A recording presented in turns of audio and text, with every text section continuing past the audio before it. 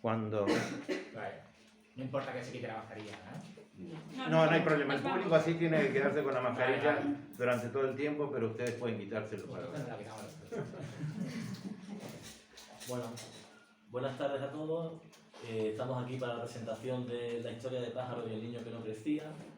Mi labor aquí es realmente breve, voy a decir unas pocas palabras en relación al autor, mi primo, mi compadre, José María Gentil Girón.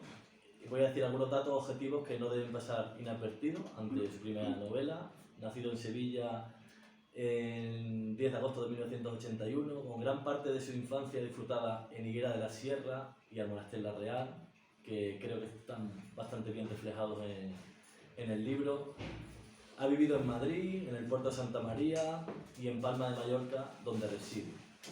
Todos estos lugares han servido de escenario, a veces solo evocados, no explícitos, a veces con más detalle, para esta novela y también para sus dos colecciones de relatos, La maldición de los espejos y El jardín, que es un laberinto, que es un jardín que para los que no lo hayáis leído os recomiendo que lo hagáis porque se conoce muy bien a la persona, más allá del autor. En esa vocación, ese sueño, el que define más al autor que su biografía laboral. Y esto debería ser así con todos nosotros. A veces en este tipo de actos nos quedamos en la primera descripción de la dedicación laboral. Escritor, nacido en tal, no sé cuál. Y nos olvidamos de lo que siente, de lo que sueña, de lo que aspira a esa persona. O no prestamos atención. Despreciamos la denostada fantasía para dar solo veracidad a las realidades empíricas.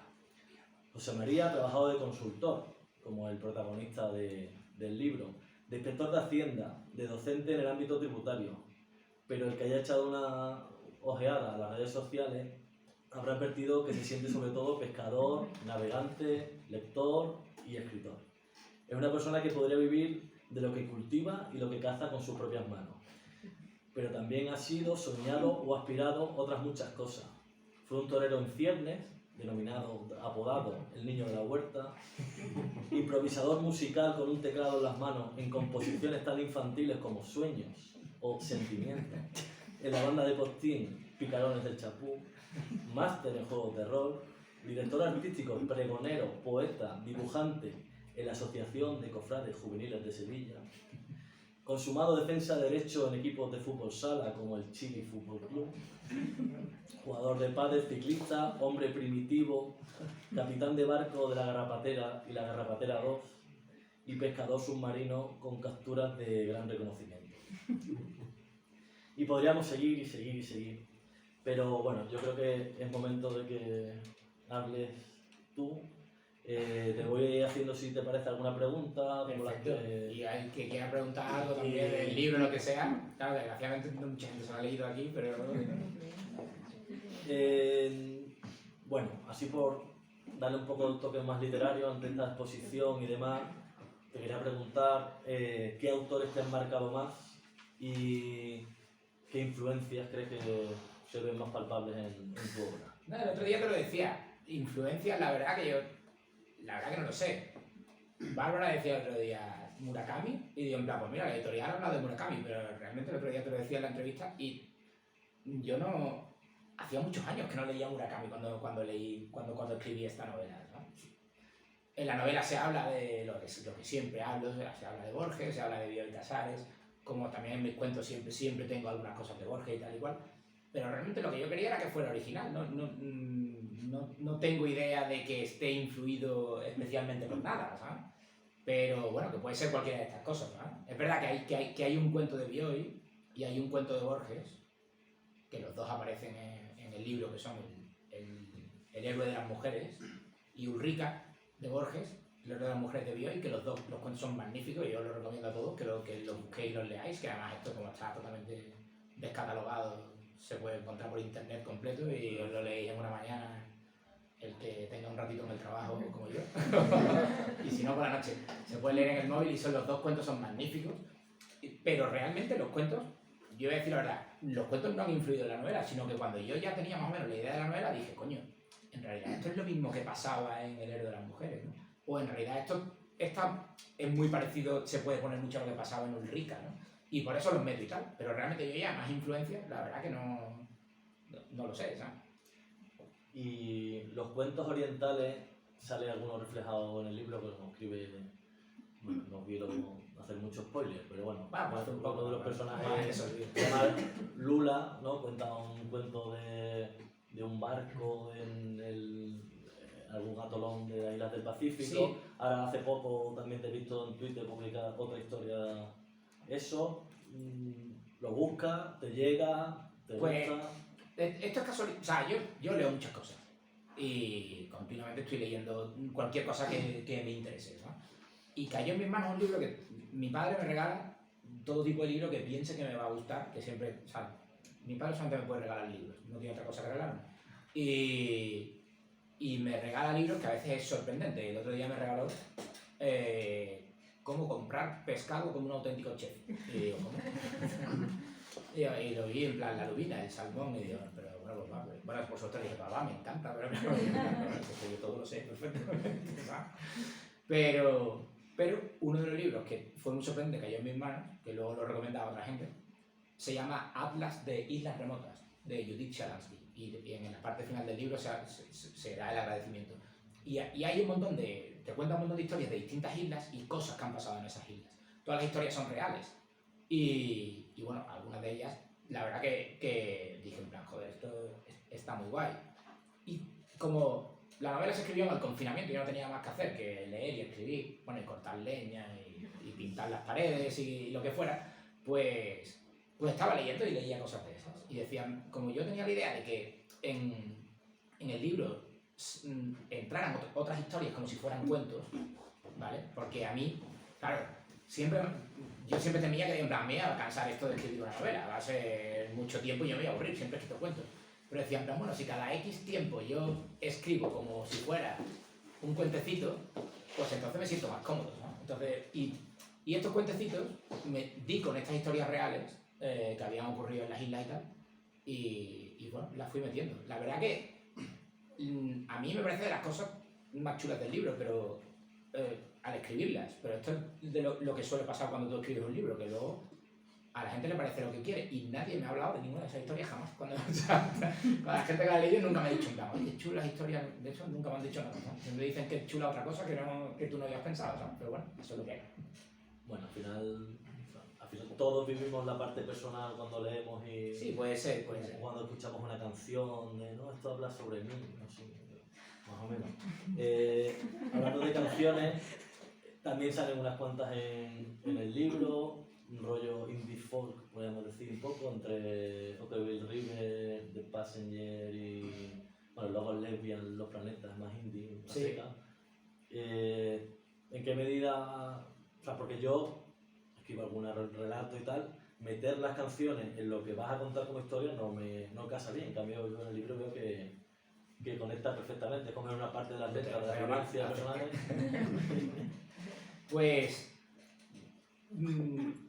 también mucho más sencillo de lo que parece. Simplemente estaba escuchando esa música en ese momento. Escuchaba esa canción y decía, joder, pues esto puede encajar, ¿sabes? Y lo metía sin más. O sea, que es una cosa que, no sé, a veces encaja. Realmente escribir la novela fue una cosa como que encajó todo. O sea, es que está escrita en 2 meses. No llevo por más. Ahora, está escrita en 2 meses. Cuando la gente me dice, en plan, joder, ¿puedes escribir una novela en meses? Digo, en plan, bueno, en 2 meses. Puedo decir que me he pegado por lo menos 3 o 4 años pensando. Pero no pensando en la novela, pensando en cosas. Y de repente todo salió en la novela. Pero mucho tiempo. Ahora, luego todo encajó, ¿no? La canción, pues sí, pues esta, pues tal, igual. Y todo de repente encajaba fácil, ¿no? José, ¿qué consejos puedes darle a George R.R. Martin? Ninguno, o sea. El de Yo creo que. Sí, lo dices porque él tarda demasiado en escribir, ¿no? No lo sé. Yo te digo una cosa. No sé quién escribe más despacio, ¿eh? Yo el último libro lo publiqué en 2015, ¿no? Hace 7 años, ¿no? O sea, el hecho de escribir es rápido, pero necesito mucho tiempo de pensar, que no estoy pensando en la historia, estoy pensando en cosas. La diferencia entre es que ese señor, eso es su único trabajo, tú además De vez en cuando vas a la oficina, Bueno, la oficina tal, cuidas un barco, lo montas, lo desmontas, la radio, no sé qué. Sí, eso sí, el cortas barco. leña, tienes animales. Yo la inspección de Hacienda, la verdad que no puedo prometer nada, pero el barco está magnífico. El barco está precioso. No, El piloto, el piloto automático funciona estupendamente. Bueno, sobre ese tema del barco, bueno, el libro es más de campo que de barco, pero de alguna manera el personaje vive una historia de encontrarse a sí mismo en un lugar remoto, que es un poco parecido a la experiencia que puede tener uno cuando va de navegación.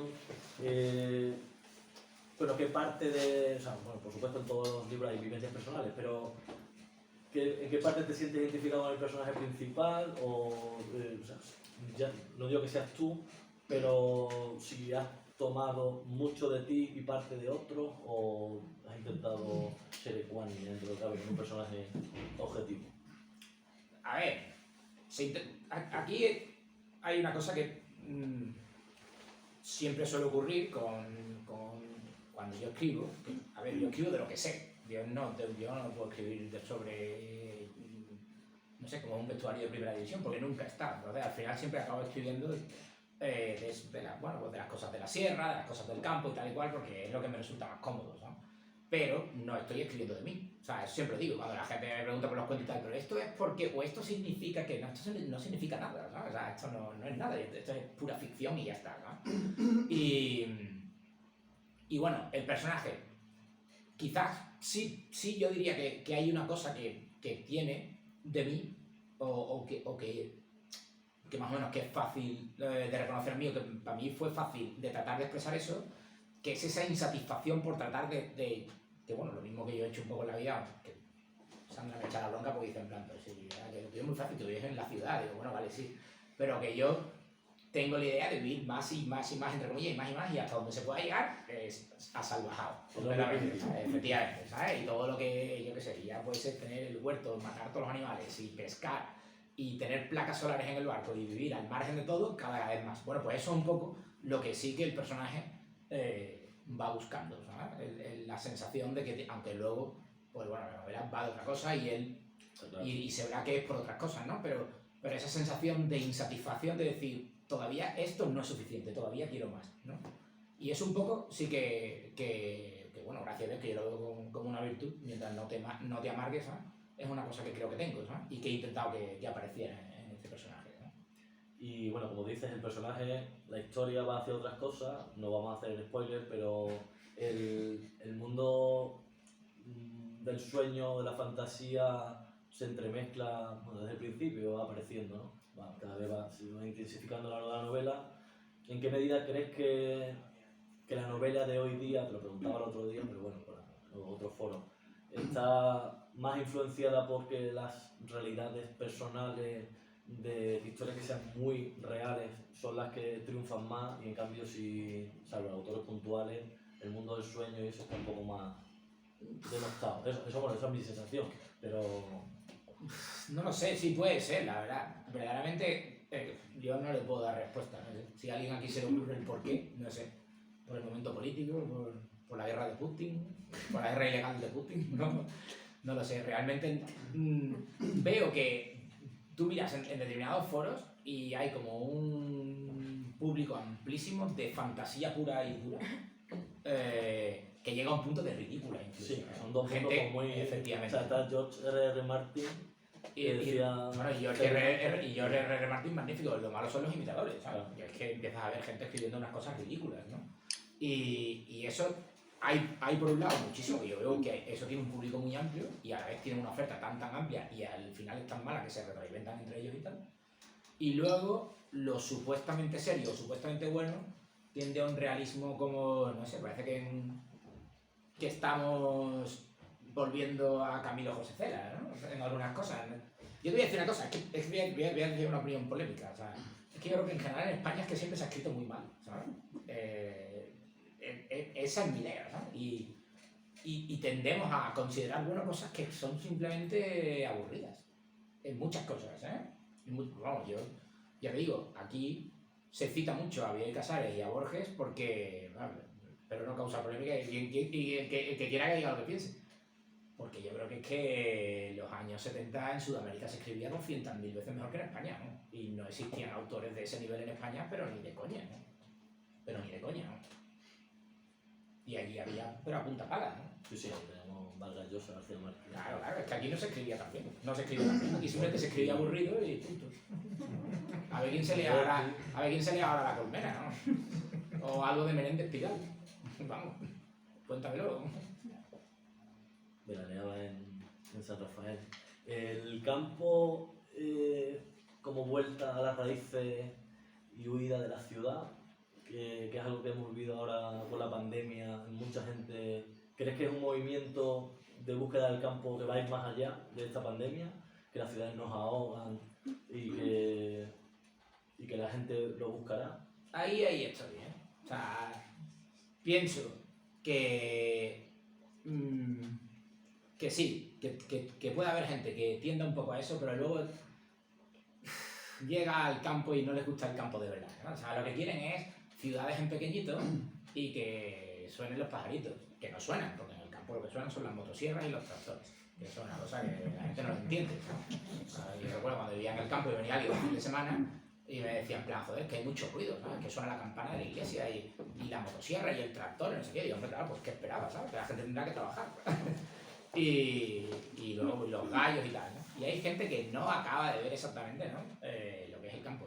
Obviamente, el campo de hoy, lo que se refleja en la novela, la sierra que se refleja en la novela, es un poco la sierra que yo viví, que ya hoy no existe. O sea, eso está claro. Cuando yo vivía en Higuera a los veranos, un niño de Higuera y yo, era no sé, mundos diferentes, que no podíamos ni hablar. De hecho, me tiraban piedras, claro. O sea, era una cosa que era imposible, ¿sabes? Sin embargo, eran niños que tienen internet, tienen la PlayStation y la camiseta de Cristiano Ronaldo. Y todo el mundo en el campo, o sea, en la sierra, hoy día, en Higuera de la Sierra, cualquier persona caza y va a las monterías. Serán monterías baratas, pero vamos, que va a las monterías. Cuando yo era pequeño, esa gente nada más que podían furtivear. Félix seguro que lo sabe porque Félix es de campo. Y es verdad, entonces, el campo ya no es lo mismo, pero aún así hay gente que está llegando allí y que también se cree que, yo qué sé, veo alguna cosa también que digo en plan, mira, es que aquí yo creo que no va a durar mucho. Bueno, y por el tema más literario personal, has pasado del cuento a la novela, como bien dice, en la propia novela se recogen cuentos porque es como tu entorno más natural, por así decirlo. Has mencionado Borges y Bioy, sobre todo Borges, pues Borges no tiene prácticamente novelas, son cuentos algo más largos y muchos cortos. Otros autores que has leído más de joven, como Poe, Lovecraft en su día, también son relatos cortos. ¿Te sientes más cómodo en ese mundo o crees que puedes evolucionar hacia nuevas novelas? Esto ya más por el futuro. A ver, mi idea sería seguir escribiendo novelas, porque entiendo, vamos, por un punto de vista más práctico, entiendo que las novelas es más fácil llegar a la gente, gustan más, es más fácil que la gente las lea. Yo qué sé, ya había escrito 2 libros de cuentos, que era lo que yo escribía y que bueno, que estoy contento con ellos, pero ya seguir escribiendo cuentos a mí no me llevaba a ningún lado. Así que ya prefería tratar... de hecho, yo ya tenía claro, desde que publiqué El jardín, que es el laberinto de un jardín, que no iba a escribir otro libro de cuentos. Y con lo cual yo tenía la idea de que quería escribir una novela, y yo lo sabía. Lo que pasa que, claro, me costaba mucho, porque esto es... Joder, aquí hay 280 páginas, ¿no? Que son muchas páginas. Y uno no sabe, yo recuerdo cuando la leyó mi padre, me dijo en plan... José, lo que más me sorprende es que hayas sido capaz de inventarte una historia tan larga, ¿sabes? Y decía, en plan, sí, la verdad que es la hostia, ¿sabes? Porque empieza a escribir, y los cuentos es más sencillo. Aparte, los cuentos no... En realidad, los cuentos no tienen personajes, no tienen nada. Los cuentos son una cosa muy fácil de explicar. Los personajes no hace falta que tengan nada, ni personalidad, ni nada. Tú llegas y el personaje hace tal y cual porque toca. El 90% de las veces el personaje es el propio narrador y cuentas una historieta y se acabó. Y es muy sencillo. Y además, si te sale mal y vas por la mitad, pues lo tiras. Si te has perdido 3 días. Pero una novela es más complicado. Por eso yo tenía mucho miedo de dar el paso. Pero bueno, ha salido, ¿sabes? Y la idea sería seguir, la verdad. ¿Planificaste el hilo argumental o fuiste...? Pues mira, esto es... Yo O sea, ¿cómo surgió? Yo hacía mucho tiempo que yo tenía una idea que tenía en la cabeza, los lobos en la sierra, ¿sabes? Yo no sé por qué, yo de pequeño recuerdo que se hablaba de los lobos. Tú ibas al campo y te decían los lobos, los lobos. Y yo siempre interpreté, por mi recuerdo, que los lobos se extinguieron, pues a lo mejor cuando yo tenía 10 o 12 años. Pero luego vi que no, que los lobos que ya no quedaban lobos cuando yo nací. Aquello me resultaba muy evocador. Mi padre me contó algunas historias que a él le habían contado sobre los lobos en la sierra y tal y cual, que me parecieron muy interesantes y todo muy bonito y tal. Entonces yo quería escribir algo sobre los lobos, pero yo quería escribir una novela de misterio. Para mí era una historia de, a ver si no sé quién, al final encuentran que un tío, que no sé cuánto, bueno, yo no tenía claro, iba a ir sobre él. Pero bueno, yo qué sé, estaba con el rollo de los lobos. Y luego había empezado a escribir un cuento, que es el primer párrafo de la novela. El primer párrafo de la novela es de otro cuento que no tenía nada que ver, absolutamente nada que ver. Y lo tenía ahí escrito hacía 6 meses. Llegó el confinamiento y dije en plan, pues a ver, esto como es terapia mental, aquí hay que hacer algo, ¿sabes? Digo, pues me voy a poner a escribir la novela.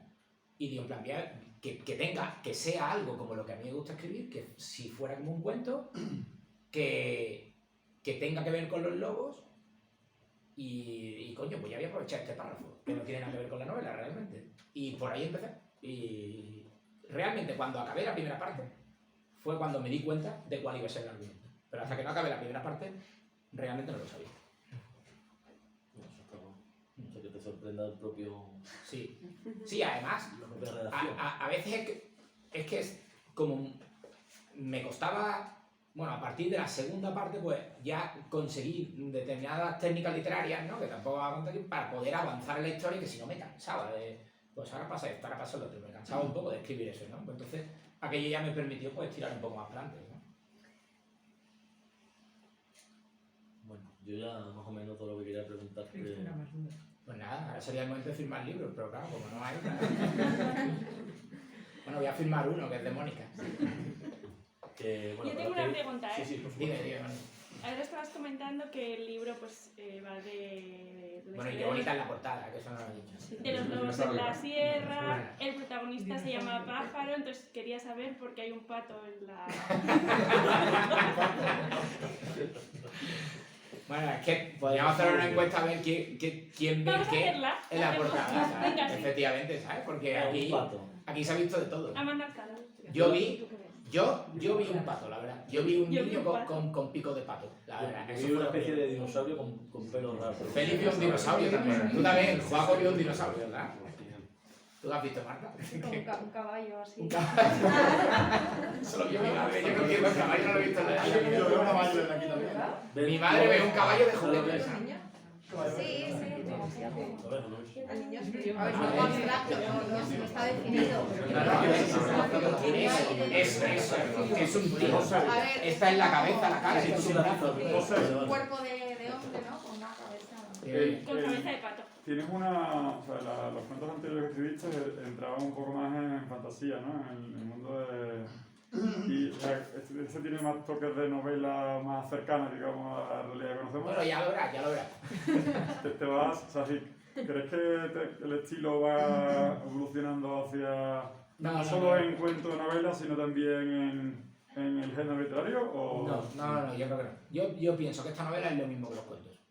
Lo que pasa que en una novela, Más complejo. efectivamente, tienes que darle un poco más de complejidad. Digamos, no... Esta novela no es... sé, yo cuando la gente me dice de qué va, no sé, no te lo puedo definir, ¿sabes? ¿Y qué género es? Pues no lo sé.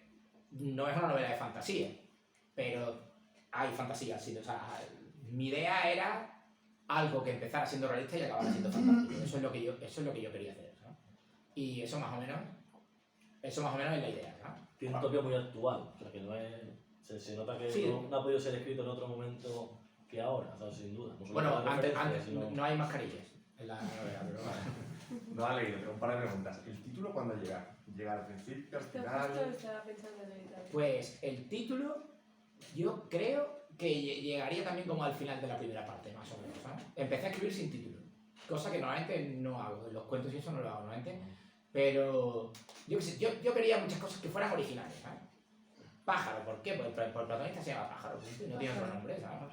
Y bueno, claro, luego, cuando yo escribí esto no conocía a Sandra, luego resultó que había una persona que se llamaba Pájaro. Eso no lo podía imaginar. Es de otro sexo. Me imagino de tu hermano. Solamente por hacerlo algo original, ¿sabes? Y no tenía bien claro eso. Y luego, más o menos al final de la primera parte, pues se me ocurrió este título, ¿sabes? Quería que fuera un título largo también, que te llamara la atención por raro. Yo creía que todo, o sea, tampoco, en fin, que esto, yo espero que lo leáis y que no es ninguna rareza tampoco aquí, una locura, ¿sabes? Pero sí, pero que tuviera toques originales, ¿no? Y la segunda pregunta, no me lo he leído, francamente. Entiendo un cuento, se enfoca en la historia y a veces las novelas se enfocan en los personajes. ¿Has creado como personajes y esa parte? Sí, eso es lo que decía. Los cuentos son muy fáciles porque no hay personajes. Aquí necesitas crear los personajes y las relaciones entre ellos necesitas que sean creíbles. Entonces requiere un poquito más de... No de trabajo, sale solo, pero hay que desarrollarlo, digamos, de desarrollo. No de trabajo porque no me supuso ningún trabajo. Y la gente que se lo ha leído y te ha comentado, o sea, ¿refleja bien el personaje que tú querías? Creo que sí, también. Que digan... Y yo no quiero odio. Bueno, si odias a un personaje, significa que también se refleja bien algo, o sea, si no, no te importaría, ¿no? Pero sí, creo que hay distintos personajes y se ve, yo creo que se ve claro, o se trata de ver claro, incluso que a mí me jode mucho las novelas en las que todos los personajes hablan igual, ¿sabes? Que además hablan igual, curiosamente, que el narrador, qué sorpresa.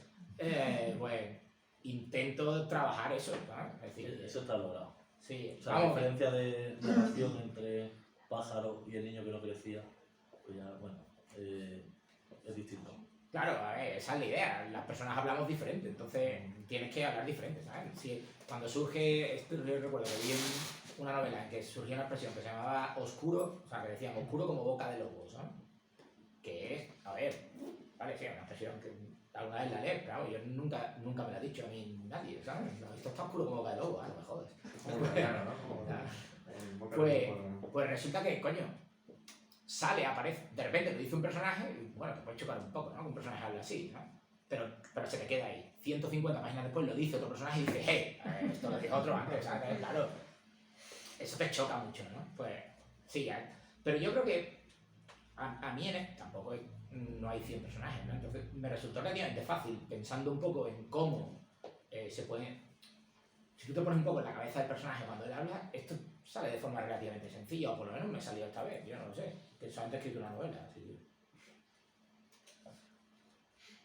Bueno, yo es que nos hemos incorporado más tarde, pero yo tenía una pregunta. Venga. En todo el proceso de producción de la obra, Perdón, no me he enterado. que en todo el proceso de producción de la obra, ¿cuándo es cuando más has disfrutado o qué destacarías? ¿Cuándo más qué? ¿Has Has disfrutado? disfrutado. O sea, ¿en qué momento o en qué periodo o en qué fase de desarrollo has disfrutado más y por qué?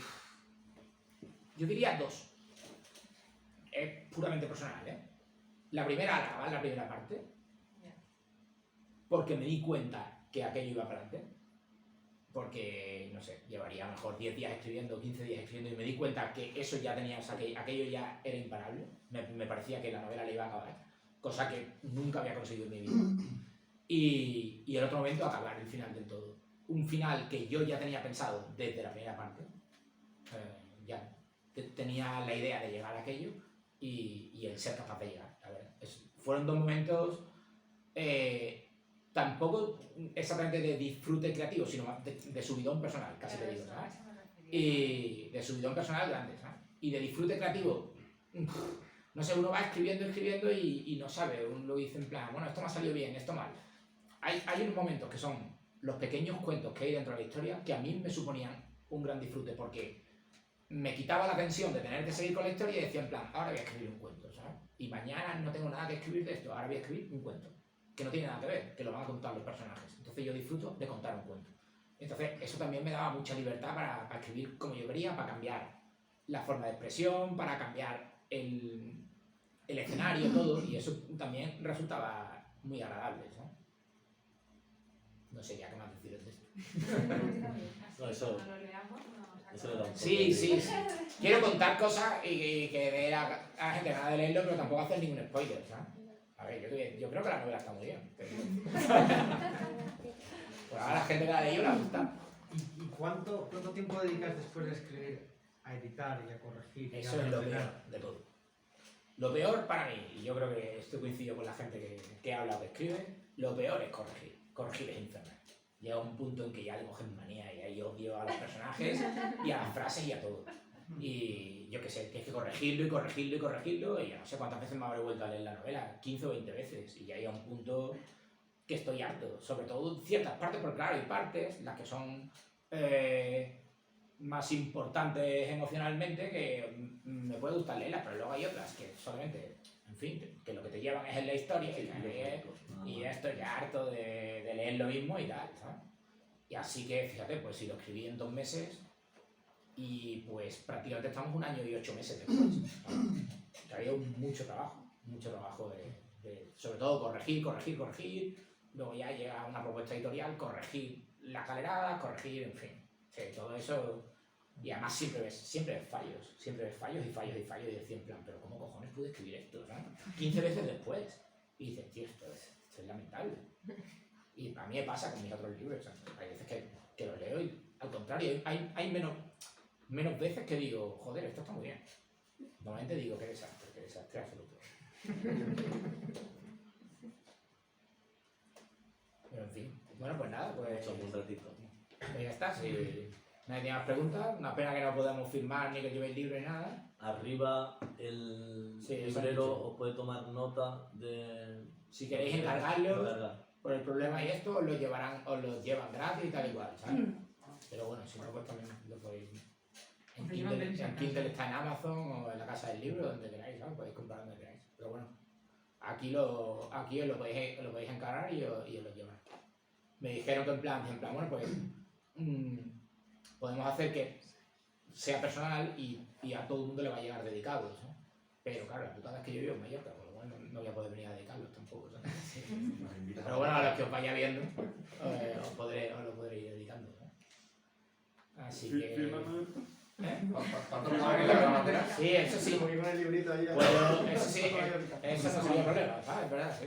Creo que todo el mundo que tenga, es cierto, por lo que ha pasado, todo el mundo que tenga el libro y quiera que se lo dedique, yo le invito un fin de semana. Bueno, sí, vamos a darle un aplauso.